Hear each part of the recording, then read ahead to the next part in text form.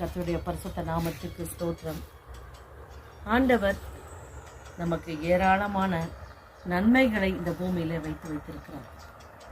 அது என்ன கேட்டால் நான் முதல் நன்மை என்னன்னா இந்த வேதாகமம் தான்.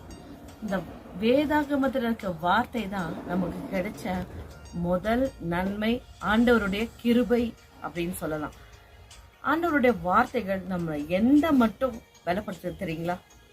சங்கீதம் 103 பாருங்க, நான் வாசிக்கிறேன்.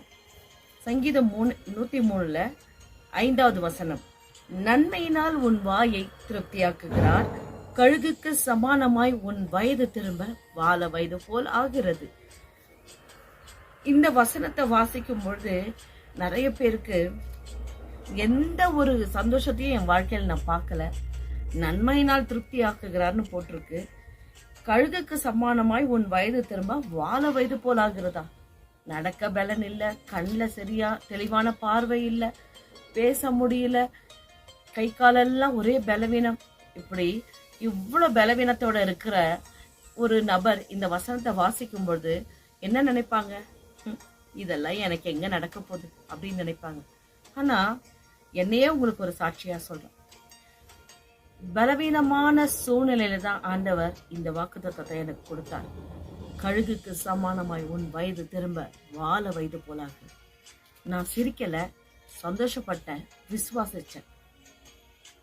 அந்த விசுவாசத்தின் பரீட்சையா இந்த வாக்குத்தத்தம் எப்போ எனக்கு கிடைச்சதோ அதுக்கப்புறம் தான் பயங்கரமான சரீர போராட்டங்களை நான் அனுபவிச்சேன்.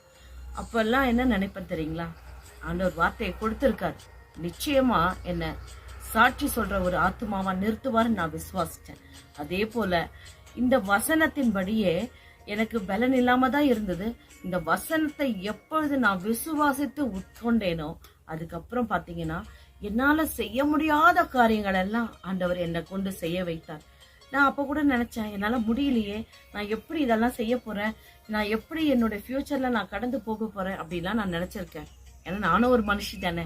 அப்படி நினைக்கும் பொழுது இந்த வசனத்தை ஆண்டவர் திரும்ப திரும்ப என் காதுல சொல்லிக்கிட்டே இருந்தார். அப்போ ஆண்டவர் ஒரு நாள் இப்படி படுத்துட்டு இருக்கும்போது உதவி செய்ய யாருமே இல்லையே, நான் எப்படி என்ன பண்ண போறேன் அப்படின்னு நினைக்கும் பொழுது ஆண்டவர், யாருமே இல்லாம நீ செய்யற அளவுக்கு உனக்கு பலனை கொடுத்துருக்கனே, நீ ஏன் அதை யோசிக்கவே இல்லை? உனக்கு சரீரத்துல இப்படிப்பட்ட ஒரு பலனை நான் கொடுத்துருக்கேன். அதாவது உன்னால எதெல்லாம் நீ செய்ய முடியலன்னு நினைச்சியோ அதெல்லாம் நீ செஞ்சிட்டு இருக்க பாத்தியா அப்படின்னு ஒரு நாள் என்னோட பேசினாரு, எனக்கு உணர்த்தினாரு. அப்ப நான் ஆண்டவருக்கு நன்றி செலுத்தினேன். அப்போ இதுல இருந்து என்ன தெரியுது? ஆண்டவர் வாக்குத்தத்தம் பண்ணினா நிச்சயமா அதை நிறைவேற்ற வல்லவராயிருக்கிறார், நிறைவேற்றியே தீருவார்.